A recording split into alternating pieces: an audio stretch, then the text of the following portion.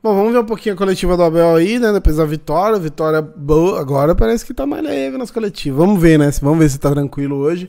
E depois a gente comenta.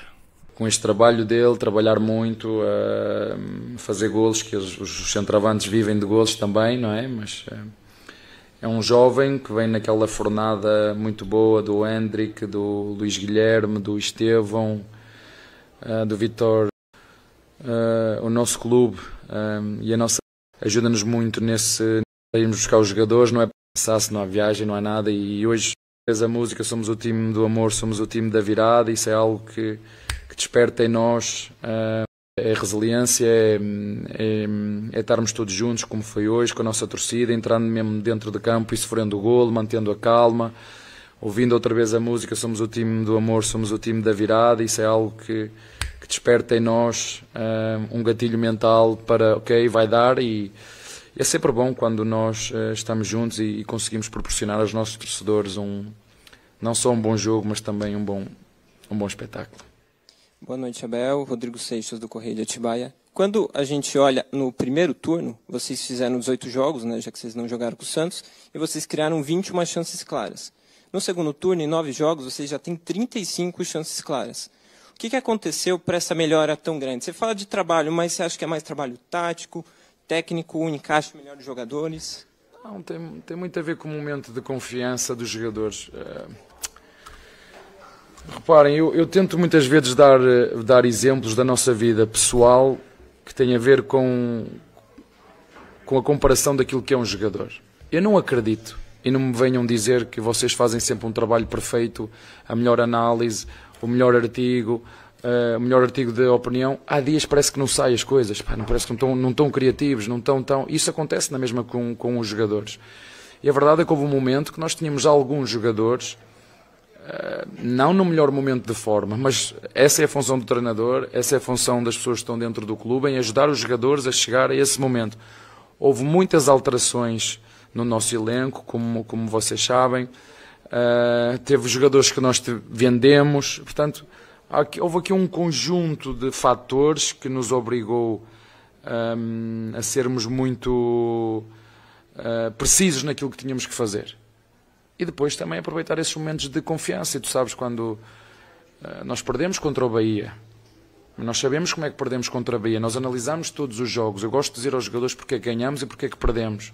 E às vezes perdemos porque o treinador se calhar substituiu mal ou não escolheu bem. E eu digo-lhes isso. Eu digo, a responsabilidade foi minha. Ou então, quando há outra questão que nós não estamos também, digo, olha, esta responsabilidade é vossa. Não é? E também quando ganhamos e jogamos bem, então, olha, este é o caminho que nós temos que continuar aqui a fazer, a puxar uns pelos outros. Agora, quando tu tens um grupo que está num bom momento de confiança, de determinação, de resiliência, que atingiu, e eu acho que isto é uma equipa que ainda tem muito espaço, tem presente e tem futuro, mas atingiu uma maturidade competitiva que ainda pode crescer, é isso que nós estamos à procura. Como disse o teu colega, não é muito trabalho e muito mérito dos nossos jogadores, que têm a capacidade de entender que durante uma carreira, durante uma época, vai haver altos e baixos, e não parar de insistir neles. O caso do Filipe Anderson é um caso desses. Estou-lhes sempre a dizer, se tu quiseres fazer golos, há uma coisa que tens que fazer, tens que arriscar, tens que chutar ao golo, senão não tens como fazer. E logicamente, tu, ao desafiares os jogadores com pequenos objetivos individuais, isto também lhes desperta confiança. E é bom quando tu estás num momento como o de agora e vês que todos os jogadores estão preparados e prontos para jogar, mas isso é trabalho da comissão, é trabalho da direção, é muito trabalho, ou principalmente dos jogadores, porque por muito que eu falo, por muito que eu diga, por muito que eu treine, por muito que eu ensine, e por falar em ensinar, deixa-me fazer aqui um parênteses, hoje é o dia dos professores, uma profissão tão importante e tão nobre, muitas vezes desvalorizada, e eu queria enaltecer o dia deles. Continuem nesta luta, porque os professores realmente são uma parte muito importante naquilo que é a nossa formação e o nosso crescimento enquanto homens, e que muitas vezes não se valoriza quanto devia a profissão do professor. E fechando parênteses agora e voltando a falar, é muito mérito também dos jogadores, porque eu não corro por eles, eu não trabalho por eles, eu não alongo por eles, eu não chuto por eles. Tem muito a ver com a vontade e o espírito e a ambição que eles têm de continuar a crescer enquanto jogadores e enquanto equipa, e isso é algo que se nota. Boa noite, sou o Diego Iwata da Trivela. Parabéns pelo resultado e pelo desempenho. Acho que o desempenho é mais importante até que o resultado. E é em cima disso que eu queria te fazer uma pergunta. A impressão que dá para a gente que assiste, eu estou aqui em todos os jogos, enfim, é que esse time, se ele jogar o futebol dele naturalmente, se todo mundo conseguir cumprir o papel tático, o resultado vem de forma natural. O Palmeiras vai construindo o resultado, jogando o seu jogo. Queria saber se você concorda com essa percepção e uma curiosidade que eu queria ter. Como você, como professor do Flaco, porque você apostou no Flaco desde o começo, defendeu o Flaco, protegeu, como você se sentiu de ver ele fazer dupla com o Messi ontem? Tu estás-me a fazer uma pergunta individual, mas eu fui professor do Flaco, eu fui professor do Aníbal, eu fui professor do Hendrick, eu fui professor do Estevão, eu fui professor do Luís Guilherme, eu fui professor do Vítor Reis, eu fui professor, enfim, do John, do Vanderlá, do Fabinho. Esse é o meu papel, eu costumo dizer isso aos jogadores. Se os jogadores que estiverem comigo chegar ao final de um ano e não aprenderem nada comigo, eu não estou aqui a fazer nada. Ao final de um ano, se eles não aprenderem nada comigo, nem técnica, nem tática, nem física, nem mental, nem modos de ser e de estar, eu não estou aqui a fazer nada. Essa é a minha missão enquanto treinador. É ajudar os meus jogadores, os mais jovens, a ser melhores jogadores e melhores homens. Okay? É verdade, reconheço, faço um esforço muito grande para durante o jogo, poder ter o melhor comportamento possível, para que faça um esforço tremendo. Nem sempre estou à altura dos valores que eu mesmo acredito e valorizo e incentivo nos meus jogadores. Mas isso tem a ver com o momento do jogo, é um momento competitivo. E volto a dizer, vocês tiveram aqui uma personagem que vocês sabem que foi e é meu ídolo. Sabem como é que ele ganhou um campeonato do mundo de Fórmula 1, não sabem? Mesmo ele não ficou muito orgulhoso da forma que o fez, mas fê-lo. Vocês viram que ele não celebrou. Isso tem a ver com o espírito competitivo de cada um. E se calhar não tenho um bom perder, o que é que eu posso fazer? Eu tento fazer o melhor que eu conseguir para ser o melhor exemplo que eu puder. Não fui, cometi erros, pedi desculpa e faço um esforço muito grande para ser um exemplo para os meus jogadores. Mas a minha função durante a semana é mesmo essa. É ajudá-los a ser melhores homens, melhores jogadores. E nós, por exemplo, na base temos muito essa preocupação. Formar o homem. Porque se uma boa parte deles não conseguir dar jogadores, a vida não termina aqui só porque eu não dei jogador. Ela segue para outros lados.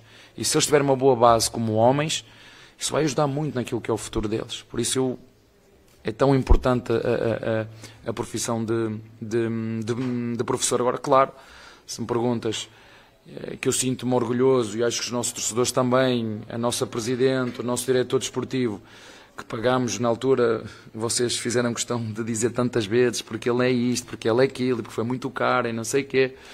Mas eu não gosto de deitar trabalho fora, sabem? Porque nós, para conseguirmos evoluir, eu não gosto de deitar o meu trabalho fora.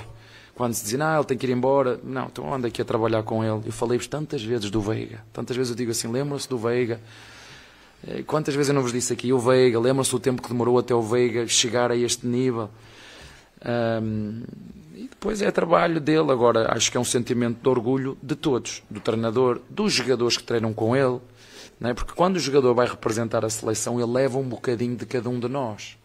É um jogador que vai representar a seleção brasileira, ou vai representar a Uruguai, ou a Paraguaia, ou a seleção argentina, ele leva um bocadinho do palmeirense, leva um bocadinho do treinador, leva um bocadinho da presidente, leva um bocadinho dos jogadores, porque no futebol ninguém joga sozinho, né? Portanto, isso claro que sim, não te vou mentir, gosto de ver os meus jogadores a irem às seleções, não gosto porque fico sem eles para trabalhar, né? Houve outras equipas que nenhum foi chamado, nós fomos todos chamados, ou uma boa parte foi chamada. Tem estes dois lados, muito orgulhoso porque eles vão, mas às vezes, mas eles não deviam ir, porque nós estamos numa altura difícil, podiam estar aqui connosco, mas o meu lado humano leva-me a não ser egoísta a esse ponto e ficar orgulhoso por os ver nas seleções. Em relação à pergunta, eu vou-te dizer outra vez, já me fizeste essa pergunta, nós não jogamos sozinhos. Parece mais, mas se nós jogarmos sempre assim, se fizermos sempre isto, o resultado vai ser sempre o mesmo. Não é assim que funciona. Cada jogo tem uma história, Nós contra o Juventude em casa aos 20 e qualquer coisa minutos já estava... nós entramos muito bem, fizemos golo, abrimos... E hoje foi o contrário, tivemos que ir atrás. Foi uma primeira parte, tivemos alguma dificuldade e na segunda parece que foi tudo fácil, não é? Foi muito bom, porque há aqui um fator muito determinante na minha opinião, e não sei se concordas comigo. Quando acaba, antes de acabar a primeira parte, tu fazes o golo naquele último instante, dá uma calma e uma tranquilidade à equipa para que a segunda parte possa ser melhor. E eu acredito, sinceramente, a partilhar isto com vocês, se nós saímos para o intervalo a perder 1-0, eu estou convencido que se calhar a segunda parte ia ser muito mais difícil, entendes? Então o que é que eu te quero dizer com isto? Eu não mudo a minha forma de preparar os jogos, eu não mudo a minha forma de treinar. Claro que a estratégia de jogo pode mudar de jogo para jogo, mas o adversário entra nesta equação. E a própria história do jogo entra na equação. E o lado mental entra na equação. E hoje, felizmente, nós tivemos a calma necessária para, depois de sofrermos um golo, irmos atrás do empate, conseguir na primeira parte, que nos deu uma calma tremenda para a segunda, e na segunda parte foi o que vocês viram. Fizemos uma segunda parte de mão cheia, sérios, focados, intensos e uma vitória justa. Boa noite, Abel. Vitor Palhares, do Lance. Nova goleada do Palmeiras e novamente com contribuição do banco de reservas. Você mesmo já falou das adições nas últimas janelas de transferências com os jogadores. Queria entender as principais dificuldades que você tem nessa gestão de elenco, principalmente com os jogadores que estão no banco de reservas, agora nessa reta final de temporada, que afunila o calendário, ainda mais com jogos decisivos pela frente. Não tenho dificuldade, porque eu gosto tanto de olhar para o banco e ver jogadores como o Bruno Rodrigues, como o Flaco, como o Emiliano, como o Aníbal, que eu tenho opções, e isso é ótimo para mim, não tenho dificuldades nenhumas com isso.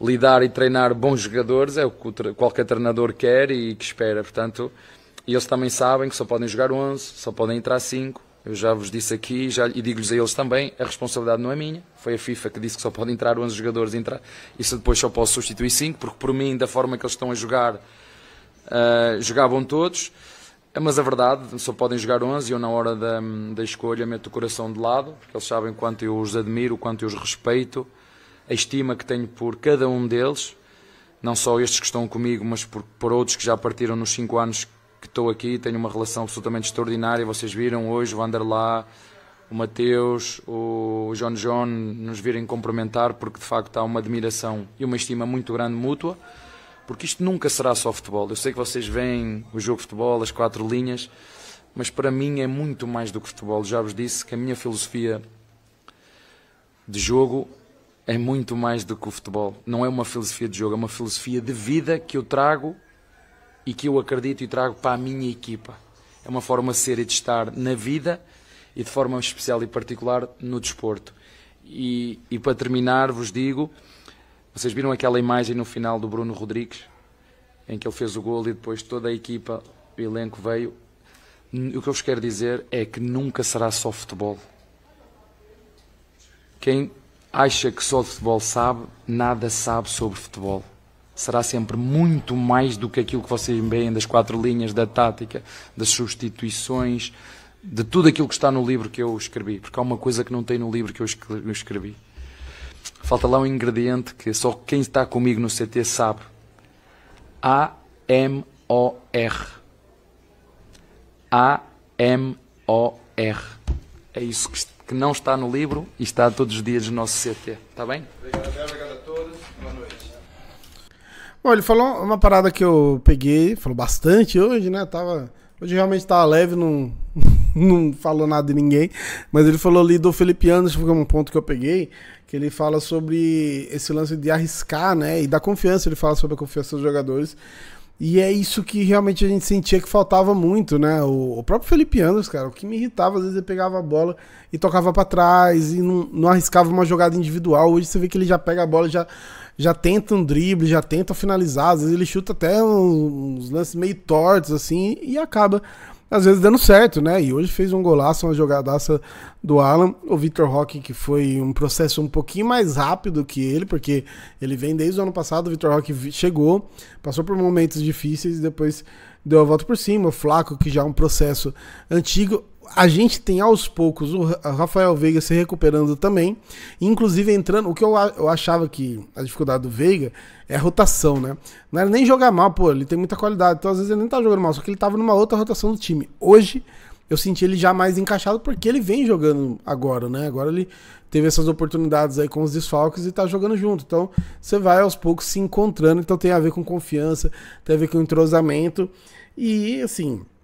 A gente sempre tem referência do Palmeiras 2022, né? Como o melhor Palmeiras do Abel, o melhor Palmeiras da era Abel. Esse time de hoje, o elenco é melhor. As opções são melhores, o time titular é melhor, o elenco é melhor.